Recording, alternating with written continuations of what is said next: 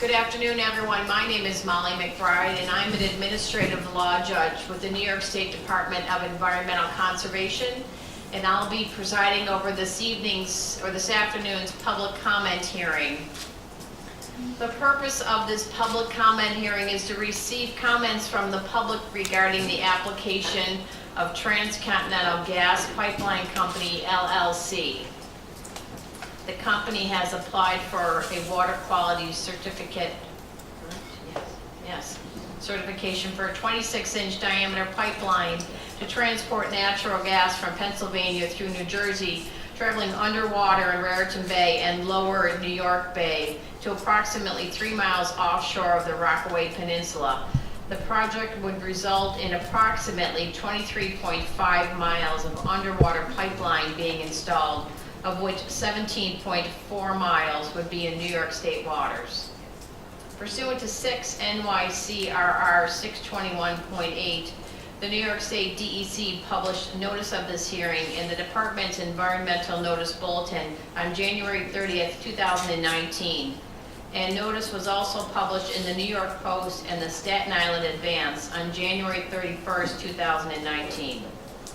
The department is holding a 2 p.m. session today and another 6 p.m. public comment hearing today. An additional public comment hearing will be held on March 6th at the Rockaway Park High School for Environmental Sustainability at 5 p.m. Notice of the March 6th hearing was published in the department's ENB on February 13th and in the New York Post and Queens Chronicle on February 13th, 2019. This public comment hearing is for members of the public to put their comments on the record for the department's consideration. Please understand that this is not a question and answer session here today, but an opportunity for you to provide your comments to the department for their consideration. If you have any questions for the department or for the applicant, we would ask that you please raise those outside of today's hearing. Contact information for the DEC is available at our sign-in table in the hallway. Anyone who wishes to make a comment today on the record must fill out a speaker card. I'm sure you saw the table as you came in. That's where our speaker cards are. If you decide at any point that you would like to make a comment and you have not filled out a card, please feel free to go back to the sign-in table and fill out a card for us. So far, we have approximately 32 people signed up, I believe. Speakers will be taken in the following order. We will first call elected officials, and then we will call members of the public in the order that they filled out their speaker card. Because of the number of people who wish to speak here today, we are going to limit each speaker to 3 minutes to make your comment. You will notice that there is an electronic timer up here in the front of the room. Please keep track of your time with that timer and be respectful of your time limit. If you have not completed your remarks after that 3 minutes, I will ask you to conclude your remarks, and there will be no exceptions to the 3-minute time limit. I would request that everyone please remain silent during all comments, whether you agree or disagree with the speaker's comments. I understand that this is a passionate matter for all of you here. You've taken time out of your lives to come here and give us your comments. On behalf of the department, I thank you for taking that time here today. But it is very important that you be respectful of everyone's opinion in the room and that you remain silent for all speakers to make their comments, please. Well, we have a message for Governor Cuomo, which is stop the Williams Pipeline! Stop the Williams Pipeline! Stop the Williams Pipeline! Stop the Williams Pipeline! Stop the Williams Pipeline! Cuomo, stop the Williams Pipeline! Cuomo, stop the Williams Pipeline! Cuomo, stop the Williams Pipeline!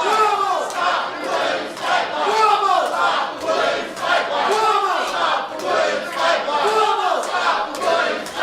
Cuomo, stop the Williams Pipeline!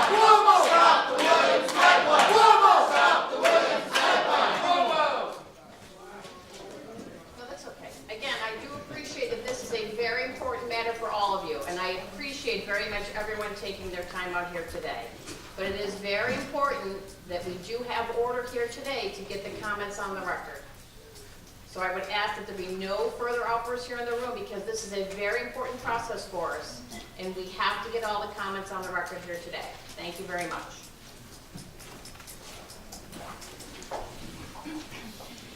Good afternoon.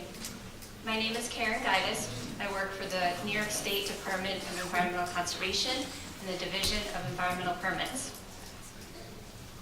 I serve as the project manager for review of the Northeast Supply Enhancement Project, also known as the NESE project. I will provide you with a summary of the proposed NESE project and an overview of DEC's regulatory jurisdictions.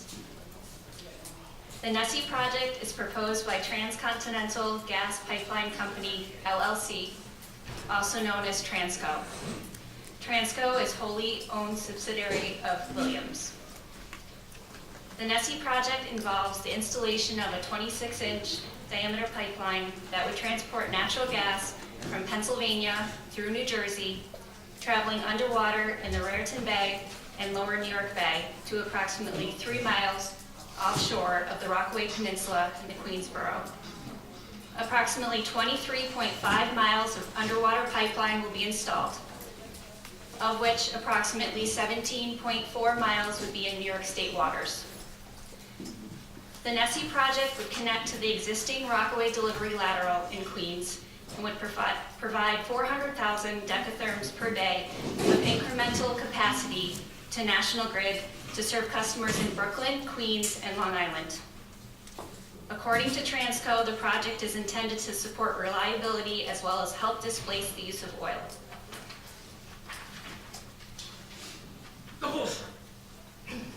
The NESE project would be installed a minimum of 4 feet below the seafloor through a combination of jet trenching, clamshell dredging, and horizontal directional drilling. Construction would be phased to avoid potential impacts to marine species. If permits are ultimately issued, compensatory mitigation would be required to offset unavoidable impacts to benthic resources, including shellfish. The purpose of the public comment hearing today is to accept comments on permit applications under review by DEC for Transco's NESE project. Transco has applied to the DEC for a water quality certification pursuant to Section 401 of the Clean Water Act. Transco is seeking a certificate of public convenience and necessity from the Federal Energy Regulatory Commission, also known as FERC, for activities that may result in a discharge to navigable waters. Therefore, Transco must obtain a water quality certification from the DEC to ensure compliance with state water quality standards. FERC is the lead agency for the environmental review of interstate natural gas pipelines under the Federal Natural Gas Act. FERC staff prepared a final environmental impact statement, or FEIS, dated January 25th, 2019 for the NESE project, pursuant to the National Environmental Policy Act. The DEC's review of the water quality certification application also includes jurisdictions pursuant to Environmental Conservation Law, Article 15 for protection of waters, and Article 11, endangered and threatened species. Transco has also applied to the DEC for an industrial state pollutant discharge elimination system permit, also known as a SPEDIES permit, pursuant to Environmental Conservation Law, Article 17. Transco proposes to discharge hydrostatic test water at 2 outfall locations in the Atlantic Ocean. As required by law, a draft SPEDIES permit has been prepared and is available for review on DEC's website. DEC has not yet made a final decision on the proposed project water quality certificate and other required permits.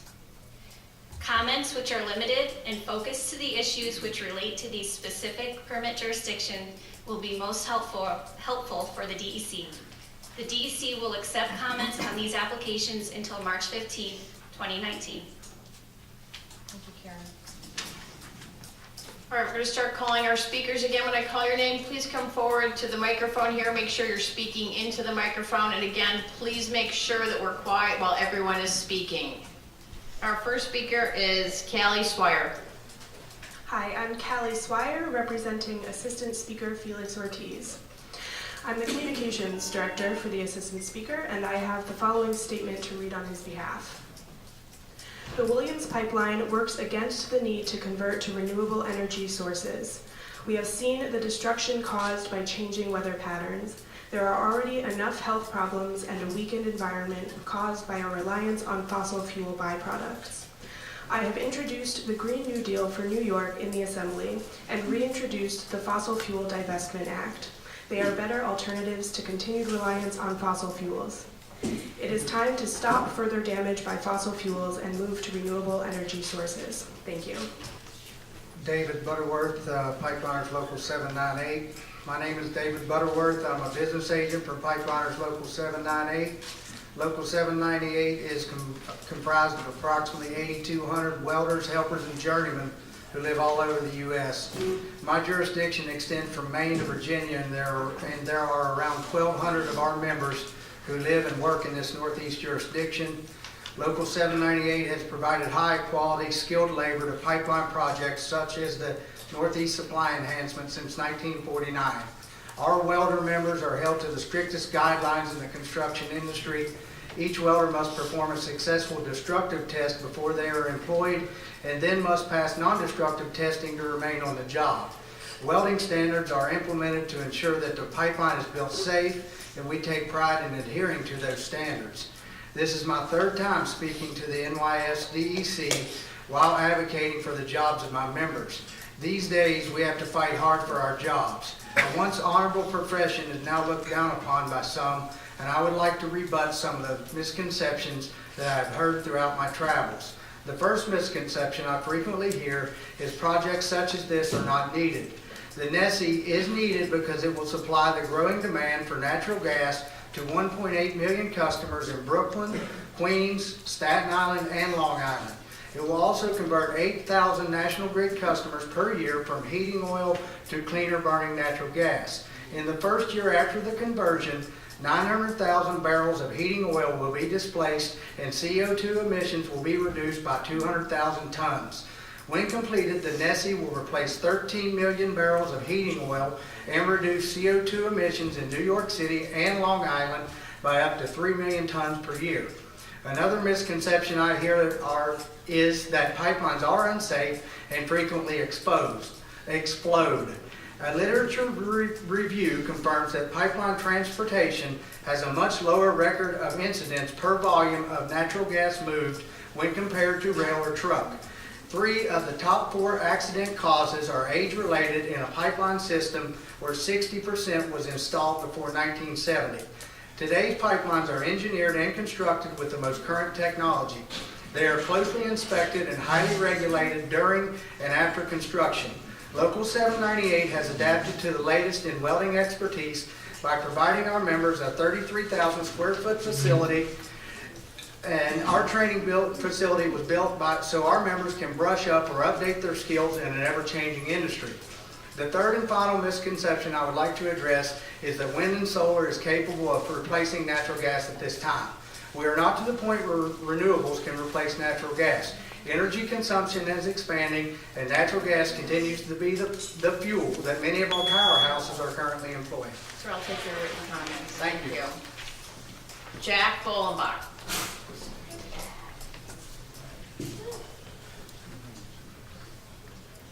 Okay, hi everyone. My name is Jack Bolenbach. I represent a couple of environmental organizations on Staten Island, particularly the National Resources Protection Association. I work for New York City DEP, just retired. And basically I know that natural gas is a better alternative to oil fuel. It's a much cleaner burning energy. However, we have to take into consideration the environment. The DEP has spent a lot of money, the federal government, taxes have been used to clean up the environment of New York City, the water. The water quality is so clean now. We have whales, seals, we have bald eagles back in the harbor. The existing pipelines were built prior to all these changes that have been made. If we go into the harbor, I believe, and other people, if you start dredging and excavating, you'll be disturbing the soil, the sediment of the seabed. There's a lot of arsenic, cadmium, PCBs, all kinds of heavy metals that have been deposited there since the Industrial Revolution. You have tremendous amount of sediments on the bottom of that Barrington Bay and Lower Bay. If you disturb that, you can upset the entire ecosystem. And that can affect the wildlife, the sea organisms that live there, the whales are thriving now in New York Harbor. Sales, if you go back to disturbing that, causing pollution, it could be detrimental. That's why the DEP has spent so much money building these treatment plants. And I understand the need for energy. There's alternative energy. But we should really look carefully if the gas is needed for that part of Queens and Long Island. But I really think that if you start disturbing the seabed, you're going to have a lot of environmental issues. Hi, my name is Lee Zishi. I'm an organizer and filmmaker with Sane Energy Project. We are a member of the Stop the Williams Pipeline Coalition. As a filmmaker and documentarian, I've spent a lot of time in Pennsylvania where this gas will be coming from. I have met families that cannot drink their water, who cannot bathe in their water, their kids get nosebleeds, they are losing their hair because of fracking wells right in their backyards. I've also met a lot of workers, so I want to address this issue because we are not here, we believe in strong, good union jobs, but I've met workers who have squeegeed off well pads and were exposed to toxic fracking chemicals and can no longer drive their car. They can no longer play with their kid because they get peripheral neuropathy now. So what we're fighting for is jobs that don't poison the community and the climate. And we will stand with workers to make sure that as we transition to renewable energy, that they have those jobs. I'm very worried about the methane that's leaking all throughout this pipeline. Some people have talked about how this burns cleaner than oil, but the truth is, frac gas is still a dirty fossil fuel. If just 3% leaks, it's worse for the climate than coal because methane is such a powerful greenhouse gas. What independent researchers are finding is 5 to 12% leakage rate, which means this frac gas pipeline is a climate disaster that will put communities like the Rockaways, Staten Island, Coney Island that were so damaged by Hurricane Sandy at even greater risk. I'm also very concerned about the radioactivity of this gas. We have found that the Marcellus Shale is incredibly radioactive. People who live near fracking wells are finding increased radon in their basement. So people who are worried about heating in NYCHA, this is not because there's a lack of gas right now. This is because NYCHA has been underfunded and neglected. And these companies are lying to you. They're trying to bring fracked gas into your homes. With these radon levels, if you don't have great ventilation, radon's very heavy. That means it falls to the ground. So these companies are encouraging you to bring in radio gas into your kitchens that will fall if it's not properly ventilated, and that means children who are on the floor or pets on the floor will be exposed to radioactivity. So we are here today to stand with people of NYCHA, to stand with workers, to fight for renewable heating. My boyfriend works in a kitchen, and if that's not properly ventilated, he's going to be exposed to radon, bringing this gas into New York City. So we're worried about the toxins, we're worried about the climate impacts. I'm 29 years old and I live in Brooklyn. I want this to be my home. I don't want it to go underwater by a dirty frac gas pipeline. So to spend $1 billion going in the wrong direction is just irresponsible for New York, and so we please ask you to stop this pipeline and protect our future, our climate, and just everything we love about this state. Thank you very much.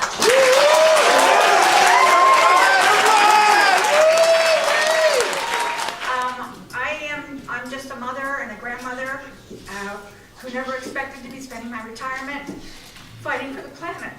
I'm sorry. I was trying to breathe, so I went. Climate change is real. This is not a hoax. I helped clean up after Sandy. I went out to the Rockaways. I live in Hell's Kitchen. But I went out to the Rockaways. I went out to Staten Island. I helped in any way I could. And if you think that there's not going to be another hurricane like that again, I think you're all really foolish.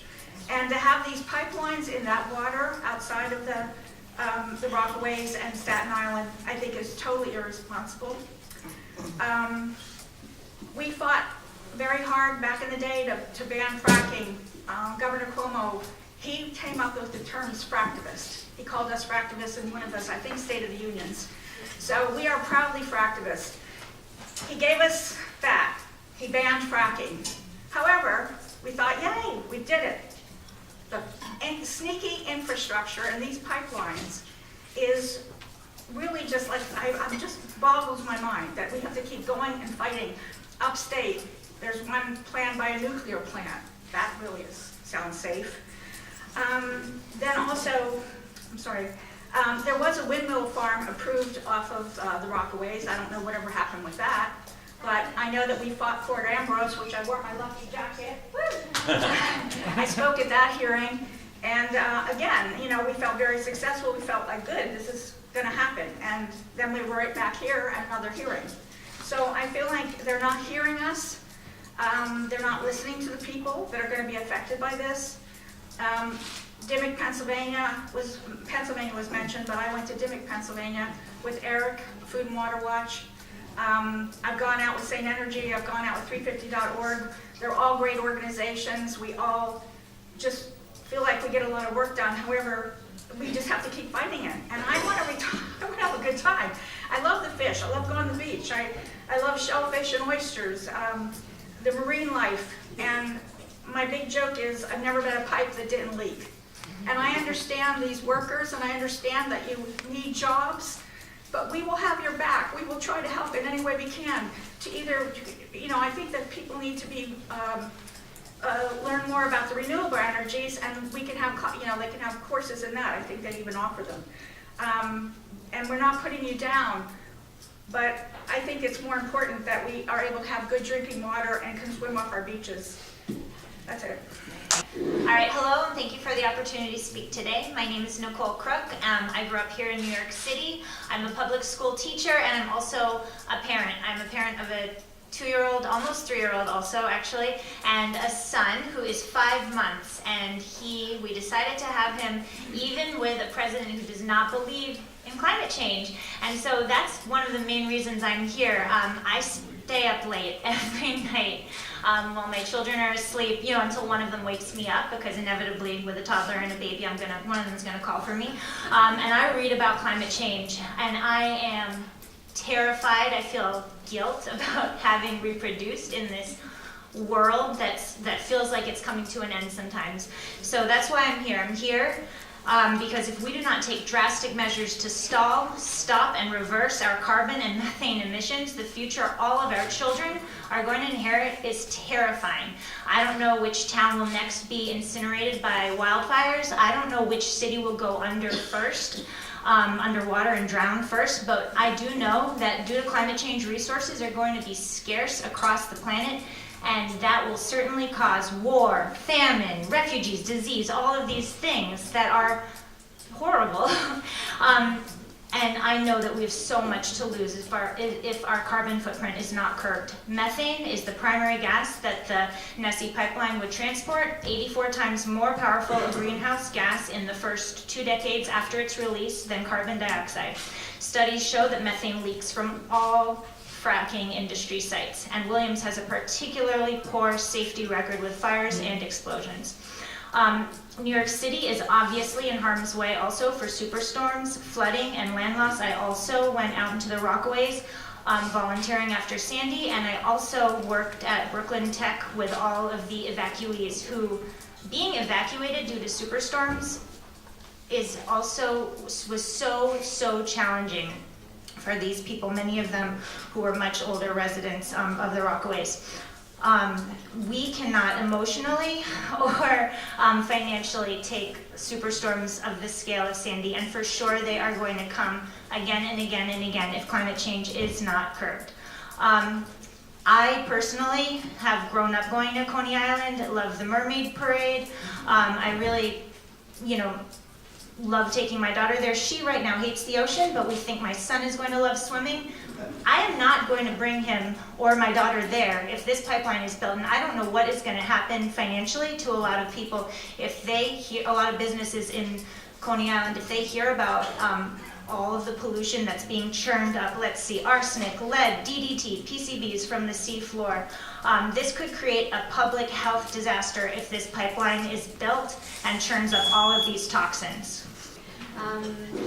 My name is Kim Fratchek. I'm the director of St. Energy Project. We represent nearly 8,000 New Yorkers. We thank the DEC for holding this public hearing, and additionally, thank you, Karen, for the extra hearing in Rockaway Beach on March 6th. We want to encourage the DEC to work together with advocacy groups like ours moving forward to identify more central locations to encourage the public to engage in our local issues. Today, I would like to comment comment that the New York DEC must deny the 401 water quality certificate for the Williams-Nessie fracked gas pipeline because it is your legal responsibility to uphold the Federal Water Quality Act. We know that trenching 23 miles of our ocean floor will absolutely degrade the color, clarity, temperature, or odor of New York State waters, or that might introduce oils, chemicals, and other refuse. This is your legal responsibility to uphold our water quality.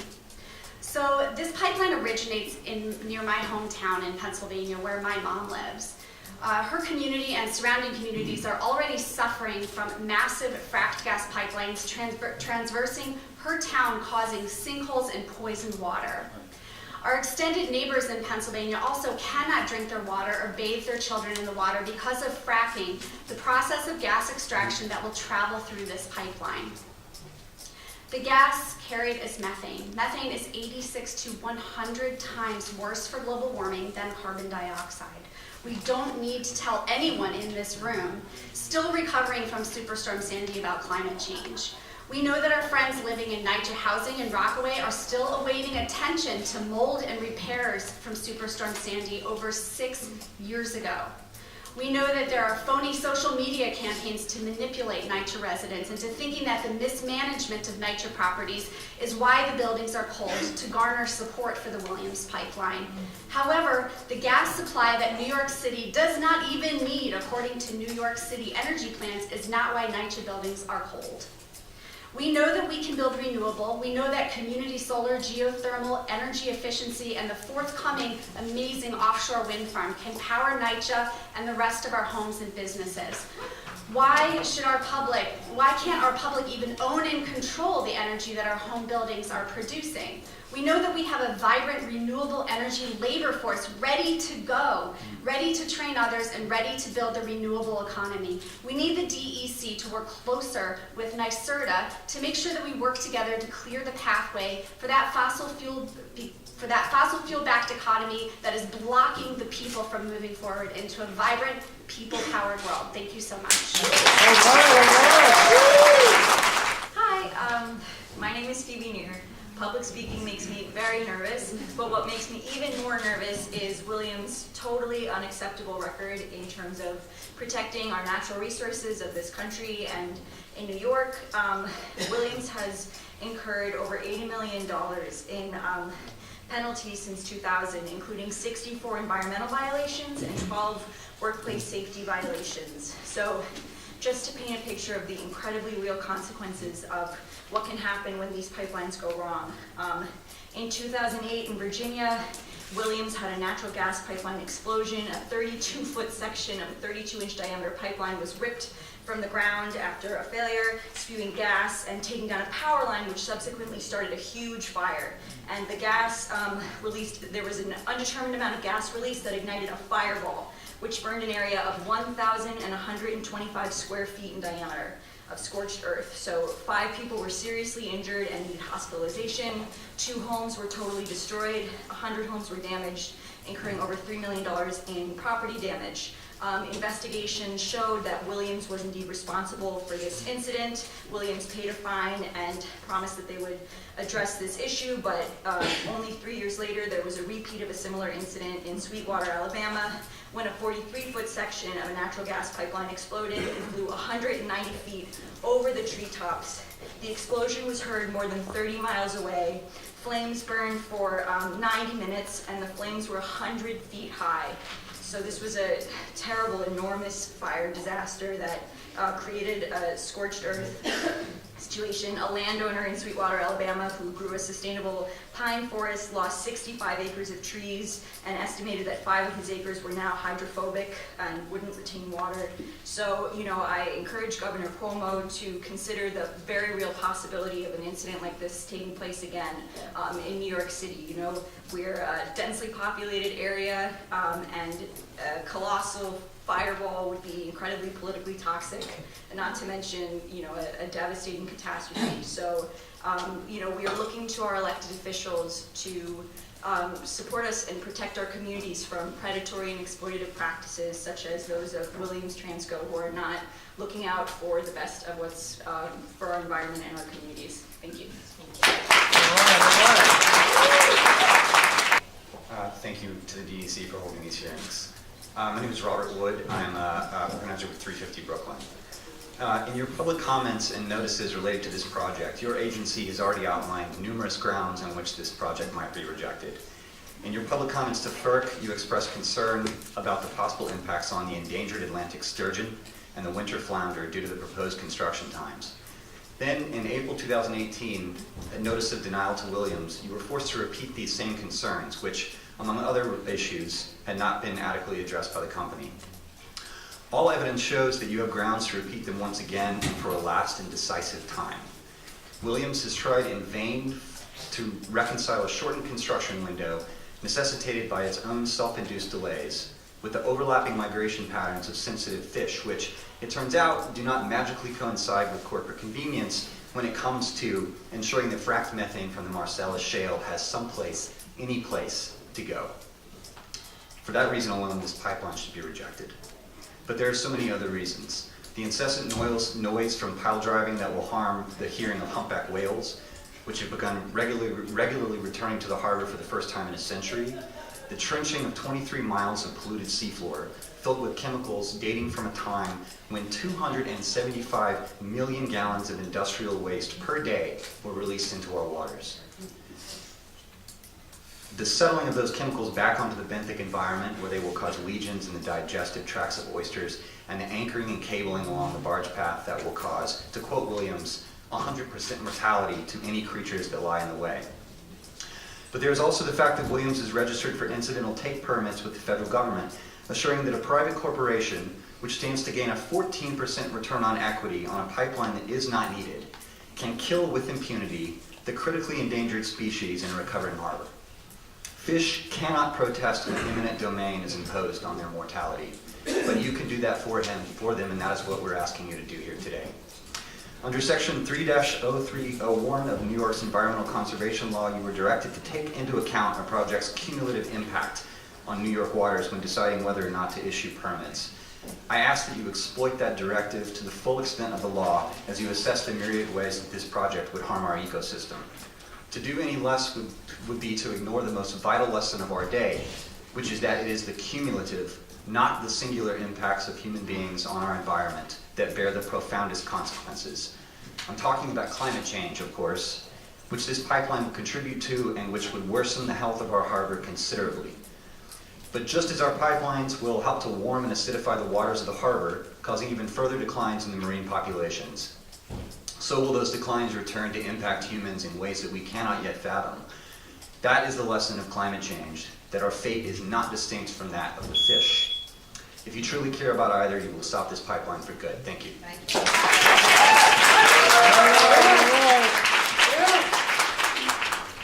Hi, there you go. My name, right? I'm Judith Canepa.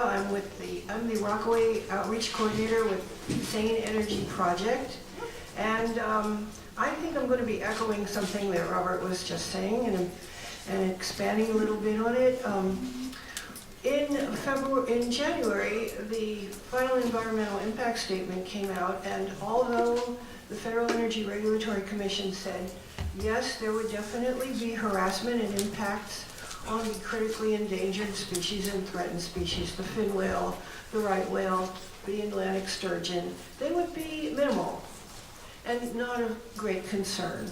That was January 25th. February 7th, Federal Energy Regulatory Commission sent a letter to the National Oceanographic and Atmospheric Administration's National Marine Fisheries Service, saying something to the extent, something like, although we said that these impacts would be minimal, we have received another bid from Williams to considerably expand their pile driving.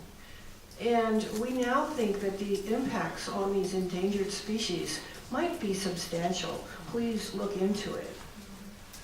24 hours a day, 7 days a week, pile driving, trenching, digging up what has been buried since 1970.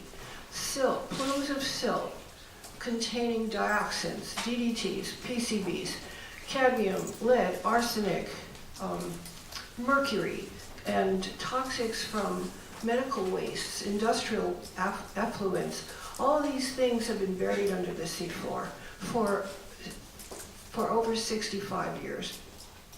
These plumes would wash into the bivalves. Governor Cuomo himself has endorsed the Billion Oyster Project off the south shore of Staten Island. These oysters, as Robert said, not only their intestinal tracts, but also their reproductive tracts, develop lesions in the presence of these toxins. Their job is to filter the water. They will not be able to filter the water. Crustaceans' heart rates go up when there's noise and pounding and vibrations. They can no longer look after their young. They can no longer find their way around. The great whales become disoriented. They steer clear. Their fish supplies are diminished. There's nothing to eat. The noise is overwhelming.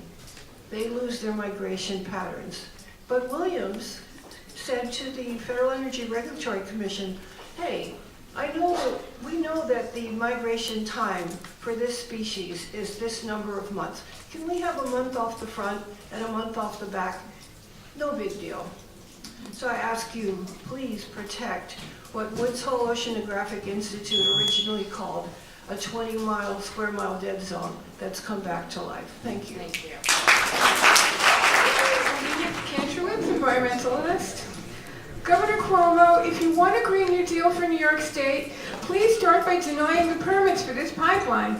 You've heard that there are going to be very negative impacts on water quality, fish populations, marine mammals, sea bottom dwellers, all of which DEC is mandated to protect.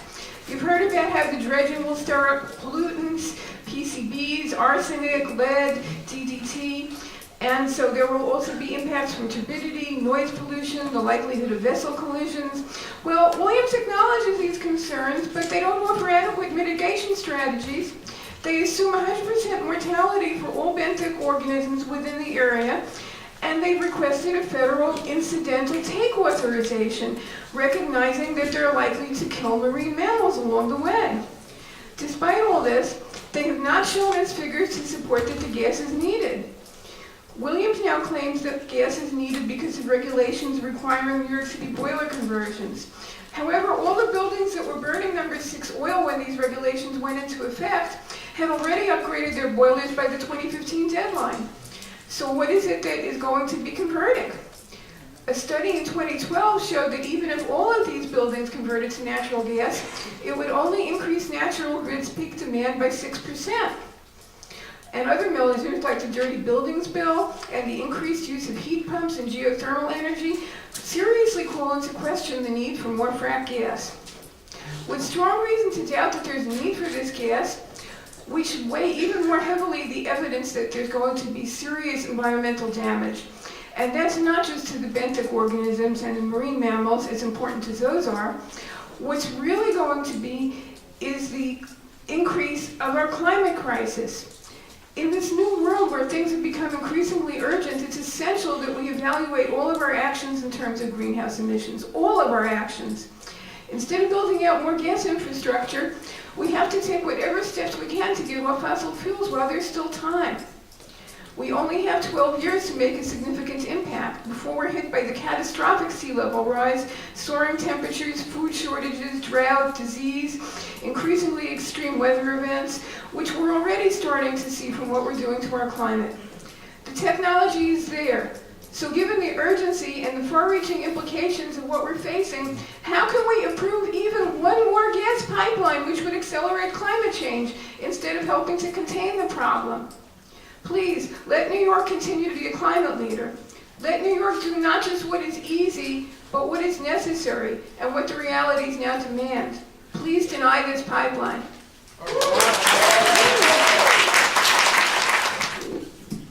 Good afternoon, and thank you to the DEC for holding this very important hearing. My name is Aaron Eisenberg, and I'm an organizer with the NYC Democratic Socialists of America.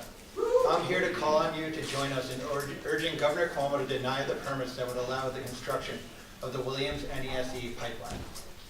As you know, this frack gas pipeline proposed by Williams Transco would run from New Jersey to the Rockaways. As proposed, it would come within a mile of Staten Island and then be laid off the coast of Brooklyn and Queens while linking up with the existing pipeline off the shore through Rockaways. I don't need to tell anyone in this room what they don't already know, that the Rockaways were one of the hardest hit areas of our city during Hurricane Sandy. I personally will never forget the images of Breezy Point burning as a result of that superstorm.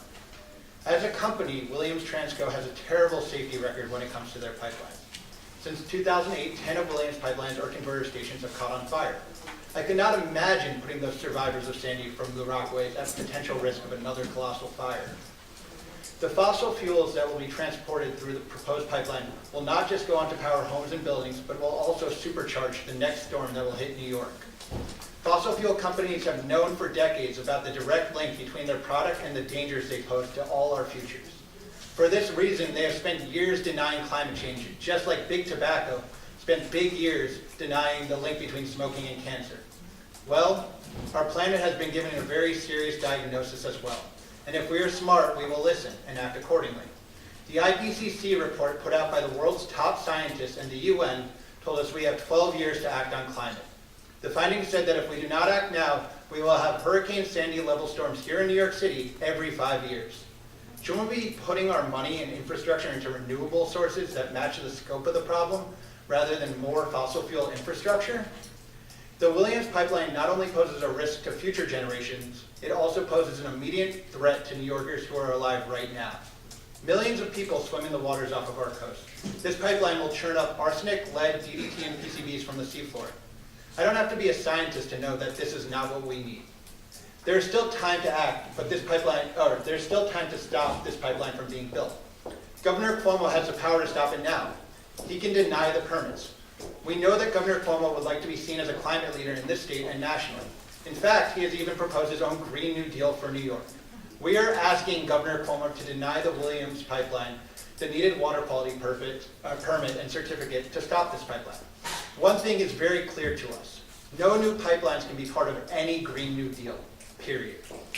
A Green New Deal needs 100% renewable energy. A pipeline like this and a Green New Deal cannot exist in the same state.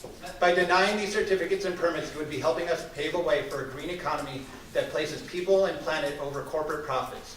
325 species of birds, some threatened or endangered, like piping plovers, can be seen at various times of the year. But please be neither deceived nor complacent at the heroic reintroduction or rehabilitation of river otters, humpback whales, bald eagles, ospreys, or harbor seals. These showcase exotics are dependent on the myriad ecology of more environmentally vulnerable invertebrates like crustaceans, far below them on the phylogenetic scale or food chain.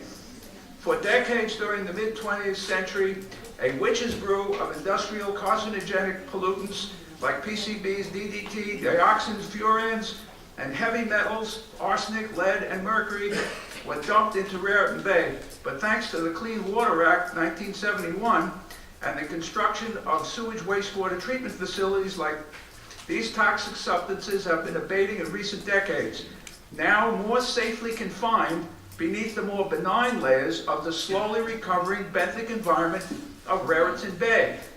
Now enter the Williams Transco Energy and Pipeline Companies, respectively.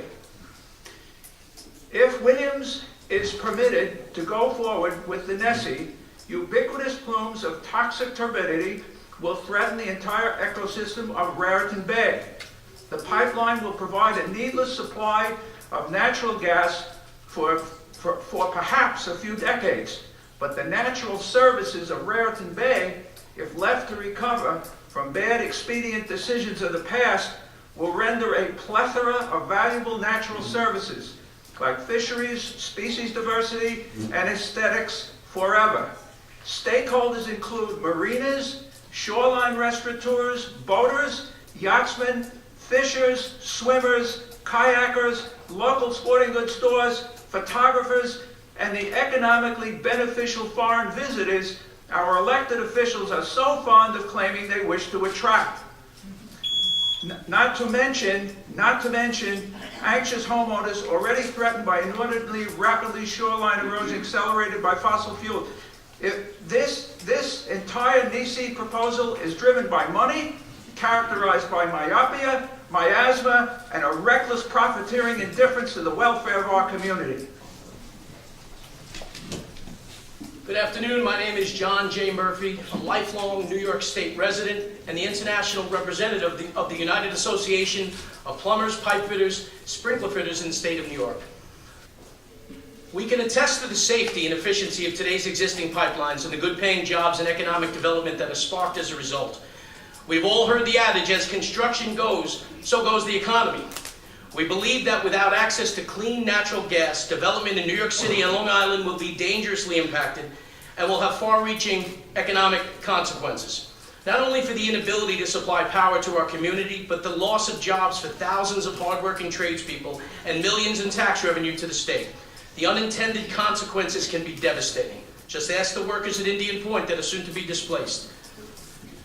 The position some in New York take by opposing all pipelines anywhere is bad for our economy and bad for our communities. It jeopardizes reliable access to the energy sources we need.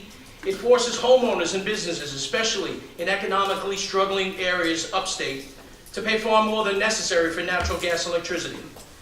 In the Northeast, the economic harm is already being felt. According to the recent U.S. Chamber of Commerce Global Energy Institute report, the northeastern states are paying 29% more for residential natural gas, 44% for residential electricity, and 62% more for industrial electricity than the national average. In addition, by 2020, the practice of blocking northeastern pipeline projects is estimated to cost 78,000 jobs and $4.4 billion in labor income. Now, under Governor Cuomo's leadership, New York State has made major strides to improve our infrastructure and our business climate while moving towards renewable energy sources such as offshore wind, solar systems, and heat pump technology. Our training departments have begun working with NYSERDA to prepare for the future using ground source and air source heat pumps and solar thermal systems, but we know this transition takes years. We can all agree that climate change is real, but as we transition, we need a responsible, all of the above approach to energy. Supplying clean natural gas will ensure that we provide reliable, affordable energy to the residents of New York while protecting good-paying jobs to the community, jobs that are the foundation of the middle class. Good afternoon. My name is Eric Weltman, and I'm a Brooklyn-based organizer with Food and Water Watch. I'm here today to help send a message to Governor Cuomo. Stop the Williams pipeline. 5 years ago, New York banned fracking. It was a bold blow against the fossil fuel industry in defense of our water, health, communities, and environment. Yet, New York remains threatened by an onslaught of pipelines and power plants that transport and deliver fracked gas.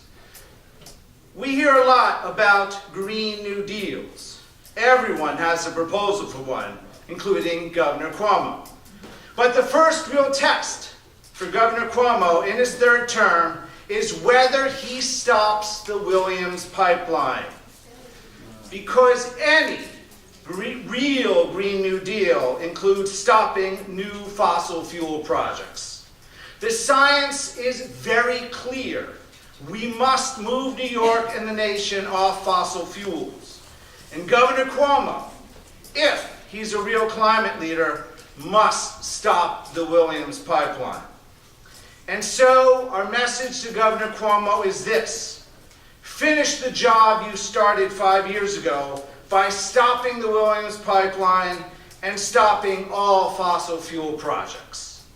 I would like to note one final thing. A top priority for Food and Water Watch is boosting federal and state investment in water infrastructure. We support building pipelines, water pipelines, not gas pipelines. We need water pipelines, not gas pipelines. Thank you. Thank you.